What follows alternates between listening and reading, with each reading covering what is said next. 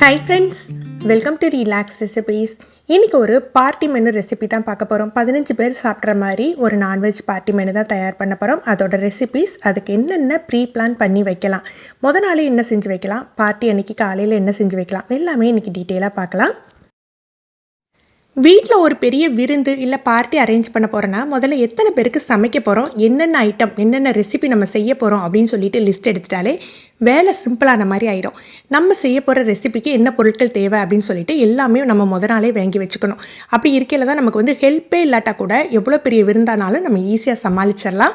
நான் இன்றைக்கி தேவையான பொருட்கள் எல்லாமே எடுத்து வச்சுருக்கேன். நம்ம மெனுவில் ஒவ்வொரு ஐட்டமாக செய்ய உங்களுக்கு என்னென்ன இருக்குதுன்னு காட்டுறேன். இன்றைக்கி மெயின் டிஷ் பார்த்திங்கன்னா சிக்கன் தந்தூரி இருக்குது, மட்டன் மந்தி இருக்குது, அப்புறம் குபூஸ் வீட்லேயே பண்ண போகிறோம். அதுக்கு தேவையான எல்லா சைட் டிஷ்ஷும் பண்ண போகிறோம். சிக்கன் தந்தூரிக்கு பார்த்திங்கன்னா கிட்டத்தட்ட 3.5 கிலோ அளவுக்கு சிக்கன் இருக்குது. மட்டன் மந்திக்கும் 3 கிலோ அளவுக்கு மட்டன் வாங்கியிருக்கேன். எனக்கு மறுநாள் நைட்டுக்கு தான் பார்ட்டி இருந்தது. நாள் நைட்டே நான் சிக்கன் கழுவிட்டு தந்தூரி மசாலா தடவி அதையும் மேரினேட் பண்ணி வைக்க போகிறேன். மட்டன் மந்திக்கும் க்ளீன் பண்ணிவிட்டு மந்தி மசாலா தடவி நம்ம ஃப்ரிட்ஜில் மேரினேட் பண்ணி எடுத்து வச்சிடலாம். நான்வெஜ் மெனு அப்படிங்கல இஞ்சி பூண்டு பேஸ்ட்டு மஸ்ட் ஆகிடும். அதுவும் ஒரு பார்ட்டி அப்படிங்கல ஃப்ரெஷ்ஷாக தயாரித்து இது பண்ணால் தான் இருக்கும். முதல்ல இஞ்சி பூண்டு பேஸ்ட் தான் அரைச்சிக்க போகிறேன். நான் ஒரு 7-8 லெமன் எடுத்து வச்சுருக்கேன். நல்ல பழுத்த லெமன் தான். இதை இந்த மாதிரி ரோல் பண்ணிவிட்டு அழுத்தம் கொடுத்து ரோல் பண்ணிவிட்டு நம்ம அந்த ஜூஸ் எடுத்தோம் அப்படின்னா நல்ல உங்களுக்கு ஜூஸ் கிடைக்கும். இந்த லெமன் ஜூஸ் எதுக்கு அப்படின்னு பார்த்தீங்கன்னா தந்தூரி மசாலாவுக்கும் அப்புறம் நம்ம கார்லிக் சாஸ் தயார் பண்ணுறதுக்கும் யூஸ் பண்ண போகிறோம். முதல்ல இந்த 8 லெமனையுமே நான் பிழிஞ்சு எடுத்துக்க போகிறேன். 3 கிலோ மட்டன் சொல்லியிருந்தேன் இல்லையா, ஒரு 5 லெமன் அளவுக்கு ஜூஸ் எடுத்திருக்கேன். அதில் ஒரு 3 டீஸ்பூன் அளவுக்கு உப்பு, மிளகாய்த்தூள் 3 டீஸ்பூன். இது எதுக்குன்னா தந்தூரி சிக்கனுக்கு முதல் மேரினேஷனுக்கு பார்த்தீங்கன்னா லெமன் ஜூஸ், உப்பு, மிளகாய்த்தூள் 3 மட்டும் போதும். இதை நல்லா மிக்ஸ் பண்ணி விட்டுக்கலாம். மிக்ஸ் பண்ணிவிட்டு அந்த பீசஸில் நல்லா கட்டு கொடுத்துக்கணும். நல்லா நீங்கள் கடையில் வாங்கியில் கூட கட் பண்ணி வாங்கிக்கலாம். பெரிய பெரிய பீஸாக வாங்கினீங்கன்னா, நான் இன்றைக்கி ரொம்ப பெரிய பீஸாக போடலை. தந்தூரி சிக்கனுக்கு அதே மாதிரி லெக் சைடு பீஸாக இருந்தால் உங்களுக்கு ரொம்ப நல்லாயிருக்கும். இதை கட் பண்ணி விட்டுட்டு இதில் நம்ம மிக்ஸ் பண்ணி வச்சுருக்கோம் இல்லையா, அந்த லெமன் ஜூஸ், மிளகாய்த்தூள் இதை அப்ளை பண்ணிக்கணும். நான் கொஞ்சம் அளவாக இருந்தால், நம்ம 1/2 கிலோ அளவாக இருந்தால் ஒவ்வொரு பீஸில் இந்த மாதிரி தனித்தனியாக அப்ளை பண்ணிக்கலாம். நிறைய அளவு அப்படிங்கிறதுனால நான் மொத்தமாக போட்டே நல்லா மிக்ஸ் பண்ணி விட்டுறேன். இது ஒரு 1/2 மணி நேரம் ஊறின பிறகு ஒரு 6 டேபிள் ஸ்பூன் அளவுக்கு நான் இஞ்சி பூண்டு பேஸ்ட் சேர்த்துக்கிறேன். அதோட அதிக புளிப்பில்லாத கட்டியான தயிர், இது ஒரு 400 ml சேர்த்துக்கிறேன். 400 ml இருந்து நீங்கள் 500 ml கூட சேர்த்துக்கலாம். அப்புறம் தந்தூரி மசாலா பார்த்தீங்கன்னா நீங்கள் கடையில் உள்ளதும் வாங்கலாம், இல்லை நீங்கள் வீட்டிலேயே தயார் பண்ணி எடுத்துக்கலாம். நான் வீட்டிலேயே மிக்ஸ் பண்ணி வச்சுருக்கேன். இதில் கிட்டத்தட்ட ஒரு 3/4 கப் அளவுக்கு சேர்த்துக்கிறேன். இது எப்படி தயார் பண்ணணும் அப்படின்னா, நீங்கள் ஒரு 4 டேபிள் ஸ்பூன் மல்லித்தூள் எடுத்துக்கிட்டிங்கன்னா அதில் கொஞ்சமாக ஜீரகத்தூள், மஞ்சள் தூள், அப்புறம் பட்டை, கிராம்பு, ஏலக்காய், அதாவது கரம் மசாலா, அதோடு சேர்த்து காரத்துக்கு தேவையான அளவு மிளகாய்த்தூள் சேர்த்துக்கோங்க. நான் எக்ஸ்ட்ரா காரம் ப்ளஸ் கலருக்காக கொஞ்சம் காஷ்மீரி சில்லி பவுடர் சேர்த்துருக்கேன். அதோட 1 கப் அளவுக்கு எண்ணெய், ரிஃபைண்ட் ஆயில் சேர்த்துக்கணும். அதாவது வாசனை இல்லாத எண்ணெய் சேர்த்துக்கோங்க. கண்டிப்பாக எண்ணெய் சேர்த்து தான் மேரினேட் பண்ணணும். இதை நல்லா மிக்ஸ் பண்ணிவிட்டு அப்படியே எடுத்து ஃப்ரிட்ஜில் வச்சிடலாம். ஓவர் நைட் நல்லா ஊறட்டும். உங்களுக்கு இந்த மாதிரி ஊறையில் தந்தூரி சிக்கன் நல்லா சாஃப்டாக ஜூஸியாக இருக்கும்.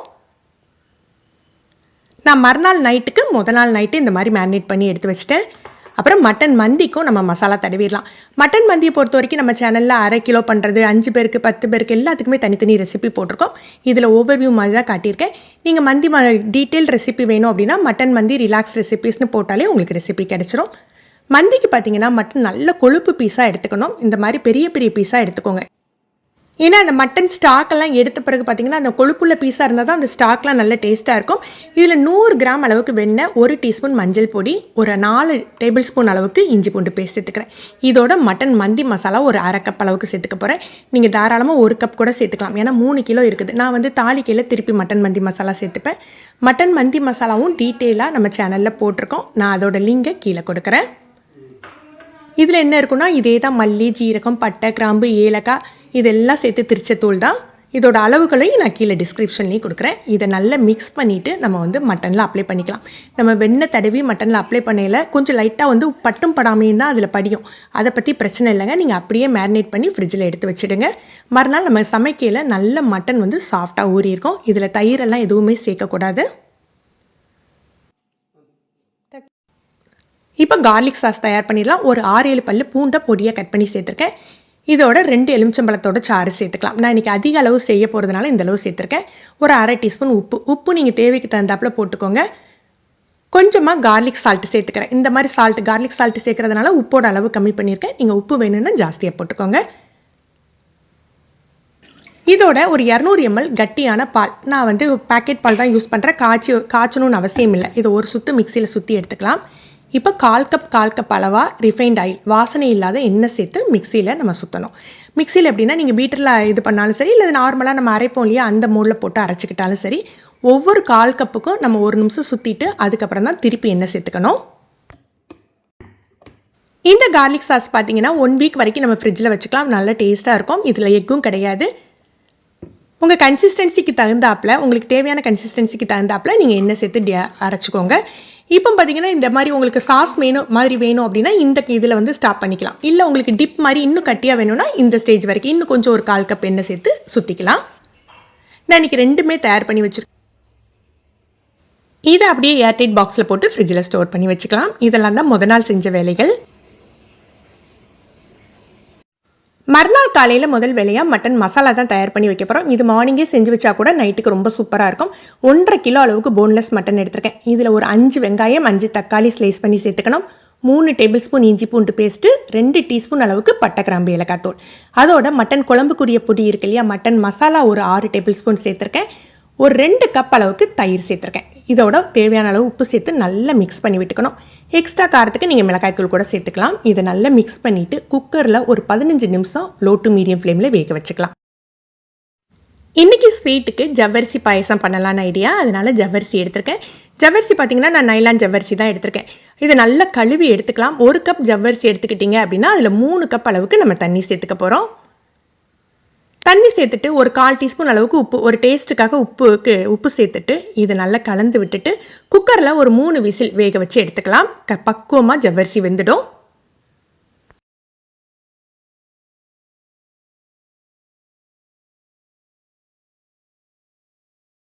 ஜவ்வரிசி மட்டன் 2க்குமே லோ டு மீடியம் ஃப்ளேமில் வச்சு தான் வேக வச்சுக்க போகிறேன். அப்புறம் விருந்து அப்படிங்கலையே அதுக்கு தேவையான சமைக்கிறதுக்கு தேவையான பாத்திரங்களையும் எடுத்து வச்சுக்கோங்க. அவங்க வரையில் பரிமாறதுக்கு தேவையான பாத்திரங்களையும் எடுத்து வச்சுக்கோங்க. இதுவுமே ரொம்ப அவசியங்க. கிச்சனில் ஒரு பக்கம் க்ளீன் பண்ணிவிட்டு நம்ம தேவையான பாத்திரங்கள், தட்டு எல்லாமே ரெடி பண்ணி வச்சுட்டா அந்த விருந்து நேர பரபரப்பை நம்ம தவிர்த்துக்கலாம். நான் இன்றைக்கி மட்டன் மந்திக்கு தான் இந்த பாத்திரம் எடுத்திருக்கேன். நம்ம 15 பேருக்கு மந்தி அப்படின்னா நம்ம குபுஸோடு சேர்த்து தான் பண்ணுறோம். ஸோ வந்து நீங்கள் நார்மலாக ஒரு ரைஸ் வந்து ஒரு ஆளுக்கு எவ்வளோ சமைப்பீங்களோ அதுக்கு பாதி அளவு சமைச்சிக்கோங்க. எத்தனை மெயின் டிஷ் நம்ம செய்ய போகிறோமோ அதுக்கு தகுந்தாப்பில் அளவுகளை நம்ம குறைச்சிக்கலாம். பொதுவாக குபுஸ், மந்தி, ரைஸ் இந்த மாதிரி ஐட்டங்கள் இருக்கையில் சின்ன பசங்கள்லாம் பார்த்தீங்கன்னா குபுஸு, ரொட்டி இந்த மாதிரி ஐட்டங்களை தான் விரும்பி சாப்பிடுவாங்க. அதே மாதிரி நீங்கள் சிக்கன் ஐட்டம், தந்தூரி, ஃப்ரைடு சிக்கன்லாம் பண்ணலாம், அது அதிக அளவாக செலவாகும். அதை வந்து நீங்கள் கரெக்டாக அளவுப்படி பண்ணாதீங்க. எப்போதுமே எக்ஸ்ட்ரா ஒரு 1/2 கிலோ 1 கிலோ எக்ஸ்ட்ரா பண்ணிக்கோங்க. ஜவ்வரிசி வெந்து ஸ்டீமெல்லாம் போயிட்டு பாருங்கள் கரெக்டான பதத்தில் வெந்திருக்கு. ஜவ்வரிசி வேக வைக்கல எப்போதுமே தண்ணி கொஞ்சம் ஜாஸ்தியாக வச்சுக்கோங்க, இல்லை இது ரொம்ப கட்டி தட்டிடும். குக்கரை ஓப்பன் பண்ணின உடையே இந்த மாதிரி மிக்ஸ் பண்ணிவிட்டு ஒரு 2 கப் அளவுக்கு நம்ம கூலான தண்ணி சேர்த்து வச்சிடணும். இல்லாட்டி ஜவ்வரிசி ரொம்ப கட்டி ஆகிடும். நீங்கள் உடனே பாயசம் பண்ணுறீங்க அப்படின்னா ஓகே, கொஞ்சம் நேரம் ஆகும் அப்படின்னா இந்த மாதிரி இதில் தண்ணி கலந்து தனியாக எடுத்து வச்சுடுங்க. நம்ம செய்யலை பாயசம் எப்போ செய்கிறதா இருந்தாலும் இது பர்ஃபெக்டாக இருக்கும் உங்களுக்கு. 15 நிமிஷம் லோ டு மீடியம் ஃப்ளேமில் மட்டன் வெந்துட்டுருக்கு. எந்த மாதிரி வெந்திருக்குன்னு பாருங்கள். நல்ல பக்குவமாக வெந்திருக்கும். இதில் நம்ம தயிர் சேர்த்துருக்கிறதுனால தண்ணி சேர்க்கணும்னு அவசியம் இல்லை. உங்களுக்கு அடி பிடிச்சிரும் அப்படின்னு தோணுன்னா கூட ஒரு 1/2 கப் அளவுக்கு மட்டும் தண்ணி சேர்த்துக்கோங்க. அதுக்கு மேலே சேர்க்க வேண்டாம். இதுவே எவ்வளோ தண்ணி நிற்கிது பாருங்கள். இப்போ இதை வந்து நம்ம மசாலா பண்ணிடலாம். ஒரு நல்ல அகலமான கடாயில் ஒரு 1/2 கப் அளவுக்கு எண்ணெய் சேர்த்துருக்கேன். நல்லெண்ணெய் சேர்த்துக்கிட்டிங்க அப்படின்னா இதுக்கு வாசம் டேஸ்ட்டு சூப்பராக இருக்கும். நல்ல ஒரு கைப்பிடி அளவுக்கு கருவேப்பிலை. இதில் எக்ஸ்ட்ரா வெங்காயம்லாம் நீங்கள் சேர்த்துக்கலாம். நான் இன்றைக்கி எல்லாமே அந்த மட்டனில் சேர்த்துட்டதுனால இதில் நான் எதுவுமே சேர்த்துக்கல. இது டேரெக்டாக அந்த எண்ணெயில் சேர்த்துடணும். இந்த மட்டன் கிரேவியில் தண்ணி ஏதாவது இருந்தால் கூட அதை அப்படியே சேர்த்துக்கோங்க. அப்போ தான் டேஸ்ட்டாக இருக்கும் உங்களுக்கு. இப்போ இந்த கிரேவியில் எக்ஸ்ட்ரா காரத்துக்கு தேவையான அளவு மிளகாய்த்தூள், மிளகுத்தூள், அதோட 1 டீஸ்பூன் அளவுக்கு பட்டை கிராம்பு ஏலக்காய்த்தூள். இது எதுக்குன்னா நல்ல ஒரு ஃப்ளேவரிங்கை தூக்கி கொடுக்கும்.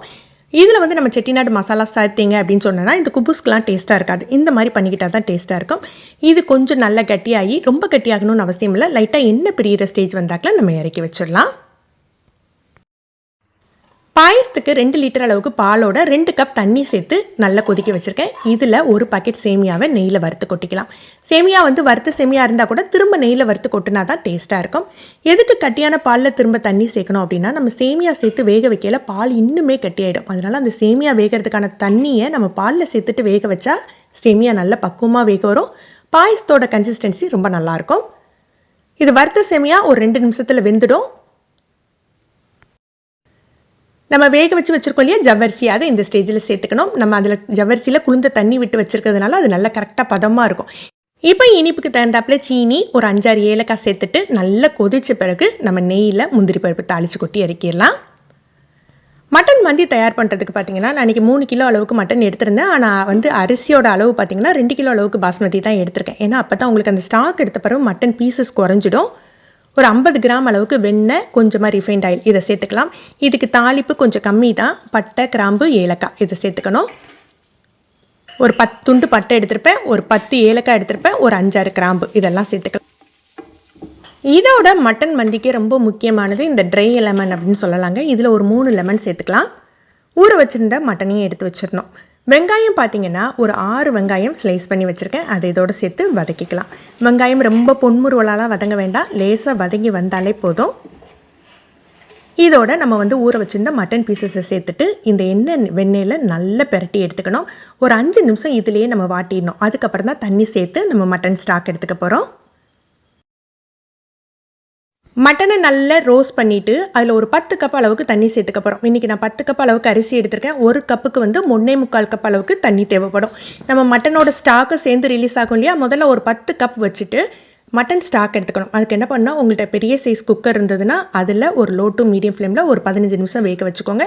இல்லை பாத்திரத்துலேயே அப்படின்னா கூட ஒரு 5 கப் தண்ணி வச்சு ஒரு அரை மணி நேரம் வேக வச்சுக்கோங்க. நான் இன்றைக்கி சாலட் பண்ணுறதுக்கு கேரட்டு, அப்புறம் வெள்ளரிக்காய், அதோட கொஞ்சம் கார்ன் எல்லாம் சேர்த்து பண்ண போகிறேன். நான் இன்றைக்கி இந்த ஃபுட் ப்ராசஸரில் தான் பண்ணுறேன். ஃபுட் ப்ராசஸர் பார்த்தீங்கன்னா நான் யூஸ் பண்ணுறது பிலிப்ஸ் பிராண்டோடது. ரொம்ப சூப்பராக இருக்குங்க. இது முக்கியமாக இந்த சின்ன வெங்காயம் கட் பண்ணுறது, பெரிய வெங்காயம் கட் பண்ணுறது, இதுக்கெல்லாம் ரொம்ப நல்லா இருக்குது. இந்த மாதிரி ஸ்லைஸ் பண்ணி எடுத்துக்கலாம். இதோட முட்டைக்கோஸ் சேர்த்துக்க போகிறேன். உங்களுக்கு சாலட் அப்படிங்கிற என்னென்ன விருப்பமோ அதெல்லாம் சேர்த்துக்கலாம். எப்போதுமே நீங்கள் விருந்துக்கு முன்னாலேயே சாலட் தயார் பண்ணுறீங்க அப்படின்னா, நீங்கள் அதுக்கு தேவையான வெஜிடபிள்ஸ் மட்டும் கட் பண்ணி ஒரு ட்ரேலையோ ஒரு பாக்ஸ்லேயோ ஏர்டைட் பாக்ஸ்லேயே போட்டு ஃப்ரிட்ஜில் வச்சுக்கலாம். இல்லை கொஞ்சம் முன்னாலேயே பண்ணுறதா இருந்தாலும் நீங்கள் ஃப்ரிட்ஜில் வச்சுக்கோங்க. பரிமாறதுக்கு கொஞ்சம் நேரத்துக்கு முன்னால் மிளகுத்தூள், உப்பு, லெமன் ஜூஸ் இதெல்லாம் போட்டுக்கலாம். நீங்கள் உப்பு சேர்த்து வச்சிட்டிங்க அப்படின்னா இது தண்ணி விட ஆரம்பிச்சிடும். உங்களுக்கு சாலட் நல்லா இருக்காது. எப்போதுமே நீங்கள் முன்னால் செஞ்சு வைக்கிறீங்கன்னா உப்பு போடாமல் கட் பண்ணி வச்சுக்கோங்க. பரிமாறதுக்கு முன்னால் உப்பு சேர்த்துக்கலாம். இப்போ தந்தூரி சிக்கன் பண்ணுறதுக்கு நம்ம ரெடி பண்ணிடலாம். ஒரு அரை மணி நேரத்துக்கு முன்னாலேயே சிக்கனை வெளியில் எடுத்து வச்சிடணும். அந்த கூல்னஸ் கொஞ்சம் குறையிறதுக்கு ஓவனை இருக்கிறதுலே ஹையஸ்ட் டிகிரியில் வச்சுக்கோங்க. நான் ஒரு 250 டிகிரியில் வச்சுருக்கேன். 15 நிமிஷம் ப்ரீ ஹீட் பண்ணி வச்சுருக்கேன். நான் நார்மலாக பேக் மோட் தான் யூஸ் பண்ணுவேன். 2 கிரில்லும் டாப் கீழே உள்ள 2 ரேக்குமே சூடாகிற மாதிரி தான் செட் பண்ணுவேன். ஒரு பெரிய ட்ரேயில் ஃபாயில் பேப்பர் போட்டுட்டு அதில் இந்த ஊற வச்ச பீசஸை அடுக்கிக்கலாம். என்னுடைய ட்ரே பார்த்திங்கன்னா நல்ல பெருசு. நான் யூஸ் பண்ணிட்டு இருக்கிறது பார்த்திங்கன்னா மார்பி ரிச்சர்ஸோட ஓவன், அந்த ஓடிஜி அதில் உள்ள கொடுத்துருக்க ட்ரே தான் இது. இது கிட்டத்தட்ட 2 கிலோக்கு மேலேயே நல்லா பிடிக்குதுங்க. நீங்கள் ஹோம் யூஸ்க்கு நல்ல ஒரு பேக்கிங் பிஸ்னஸ் பண்ணுறீங்க அப்படின்னா இந்த ஓவனை நீங்கள் கண்டிப்பாக ட்ரை பண்ணலாம். இதோட ரிவ்யூ எல்லாமே நான் கொடுத்துருக்கேன். உங்களுக்கு டவுட் இருந்ததுன்னா அந்த ரிவ்யூ எடுத்து பாருங்கள். 2 இயர்ஸ்க்கு அப்புறம் என்னுடைய ஓவன் எப்படி இருக்குது அப்படிங்கிறதையும் நான் கொடுத்துருக்கேன். இந்த மாதிரி பீசஸ் எல்லாம் அடுக்கிட்டு மேலே கொஞ்சமாக நம்ம ஆயில் இது பண்ணிக்கலாம். ஆயில் போட்டுக்கிட்டால் இன்னுமே நல்ல டேஸ்ட்டாக இருக்கும். அதனால் ஆயில் போட்டுக்கிறோம். இதை ஓடிஜியில் அப்படியே மிடில் ட்ராக்கில் வச்சுட்டு ஒரு பக்கம் நான் 20 நிமிஷம் வச்சு எடுத்துக்குவேன். அதுக்கப்புறம் திருப்பி விட்டு ஒரு 15 நிமிஷம் நான் பேக் பண்ணி எடுப்பேன். உங்களுக்கு நல்ல ஒரு டார்க் கலர் வேணும் அப்படின்னா ஒரு சின்ன டிப் என்னென்னா, ஒரு 2 நிமிஷம் மட்டும் கிரில் மோடில் வச்சுக்கிட்டிங்க அப்படின்னா மேலே நல்ல ஒரு ரெட்டிஷ் கலர் வந்துடும். அந்த ரெட்டும் பிளாக்கும் கலந்த மாதிரி ஒரு கலர் வரும் பாருங்கள், அது கிடைக்கும். நார்மலாகவே நம்ம பேக் பண்ணையில் கிடைச்சிடும். அப்படி கிடைக்கலனா இந்த மாதிரி ஒரு 2 நிமிஷம் மேல் ரேக்கில் வச்சு எடுத்துக்கோங்க. குபூஸ் எப்படி வீட்டில் செய்கிறது அப்படிங்கிற டீட்டெயில்டான ரெசிபி நம்ம சேனலில் போட்டிருக்கோம். குபூஸ் பண்ணுறது, ஷவர்மா பண்ணுறது. நீங்கள் குபூஸ் போட்டு ரிலாக்ஸ் ரெசிபிஸ் அப்படின்னு போட்டாலே வந்துடும் உங்களுக்கு. அதை இந்த வீடியோவில் இன்க்ளூட் பண்ணால் பெருசாகும் அப்படின்னு சொல்லிட்டு நான் இன்க்ளூட் பண்ணலை. நல்ல சாஃப்டான குபூஸ் அந்த மெத்தடில் பண்ணிக்கலாம். நான் பெரிய குக்கரில் போட்டு தான் மட்டன் ஸ்டாக் எடுத்திருக்கேன். மட்டன் ஸ்டாக் எடுத்த பிறகு பார்த்தீங்க அப்படின்னா நம்ம நார்மலாக ரைஸை ஒரு 1/2 அன் ஹவர் வேக வச்சுட்டு 1 கப் அரிசிக்கு 1.25 கப் அளவுக்கு தண்ணி, மட்டன் ஸ்டாக்கோடு சேர்த்து எவ்வளோ தண்ணி தேவையோ அதுக்கோட மட்டன் மந்தி மசாலா, உப்பு போட்டு ரைஸை 3/4 பதம் வேக வச்சுக்கலாம். இந்த மாதிரி தம் போடுற ஸ்டேஜ் வந்தாக்கில் நம்ம மட்டன் வேக வச்சு வச்சுருக்கோம் இல்லையா, ஸ்டாக் எடுத்த மட்டனை ஓவன்லேயோ இல்லை கல்லுலேயோ போட்டு டோஸ்ட் பண்ணி இந்த மாதிரி ரைஸுக்கு மேலே அடுக்கிக்கணும். அடுக்கிட்டு நல்லா ஸ்மோக்கி ஃப்ளேவர் கொடுக்கறதுக்காக ஒரு 5-6 கங்கை நான் சூடு பண்ணிகிட்ருக்கேன் அடுப்பில். அதை நடுவில் நம்ம வச்சுக்கலாம். கங்கு நல்ல ஃபார்ம் ஆகிருக்கணும். இது நடுவில் ஒரு ஃபாயில் பேப்பரில் கிண்ணம் பண்ணியோ அல்லது ஒரு சில்வர் கிண்ணத்தில் இந்த மாதிரி போட்டுட்டு இதுக்கு மேலே கொஞ்சமாக நெய் அல்லது எண்ணெய் போட்டுக்கலாம். வெண்ணெய் போட்டால் சட்டுன்னு ஆஃப் ஆகிடும். நான் நெய் தான் 1 டீஸ்பூன் அளவுக்கு சேர்த்துக்கிறேன். எந்த அளவுக்கு புகை வருது பாருங்கள். நம்ம இம்மிடியேட்டாக க்ளோஸ் பண்ணிடணும். இந்த மூடி உங்களுக்கு டைட்டாக இல்லாட்டி நீங்கள் இந்த மாதிரி ஃபாயில் பேப்பர் போட்டுட்டு நீங்கள் மூடி போட்டுக்கோங்க. இது அப்படியே ஒரு 15 நிமிஷம் லோ ஃப்ளேமில் தோசைக்கல் மேலே தம்மலை இருக்கட்டும். கரெக்டாக மந்தி செட் ஆகிடும். நம்ம விருந்து மெனுவை இப்போ பார்க்கலாமா? நம்ம பண்ணி வச்ச பாயசம், அதோட மந்தி சர்வ் பண்ணுறதுக்கு முன்னால் இந்த மாதிரி ரைஸ் தனியாக அந்த பீசஸ் தனியாக நீங்கள் எடுத்து வச்சுக்கிட்டிங்கன்னா சர்வ் பண்ணுறதுக்கு ஈஸியாக இருக்கும். அவங்க எடுத்து சாப்பிட்றதுக்குமே வசதியாக இருக்கும். அதனால் ரெண்டுமே தனித்தனியாக பிளேட்டிங் பண்ணி வச்சுருக்கேன். இதோட குபுஸ், நம்ம ஹோம்மேட் குபுஸ், இந்த மாதிரி காட்டன் கிளாத் வைக்கல இன்னுமே சாஃப்டாக இருக்கும். அதோட நம்ம பண்ணின கார்லிக் சாஸ், அப்புறம் மந்தி சட்னி, க்ரீன் சட்னி, அப்புறம் மட்டன் மசாலா, தந்தூரி சிக்கன். மந்தி சட்னி, க்ரீன் சட்னி ஆல்ரெடி நம்ம போட்டிருக்கோம். அதோட லிங்கையும் கீழே கொடுக்குறேன். ஃப்ரெண்ட்ஸ், இன்றைக்கி பார்த்து இந்த வீடியோ உங்களுக்கு யூஸ்ஃபுல்லாக இருக்கும்னு நினைக்கிறேன். யூஸ்ஃபுல்லாக இருந்ததுன்னா மறக்காமல் லைக் பண்ணி ஷேர் பண்ணுங்கள். நீங்கள் ஃபஸ்ட் டைம் நம்ம சேனல் பார்க்குறீங்கன்னா ரிலாக்ஸ் ரெசிபி சப்ஸ்கிரைப் பண்ணிக்கோங்க. கீழே இருக்க பெல் பட்டனில் நீங்கள் ஆல் ஆப்ஷன் செலக்ட் பண்ணி வச்சுக்கிட்டிங்கன்னா நம்ம சேனலில் வீடியோக்கள் போட்ட உடனே உங்களுக்கு நோட்டிஃபிகேஷன் கிடைக்கும். தேங்க்யூ.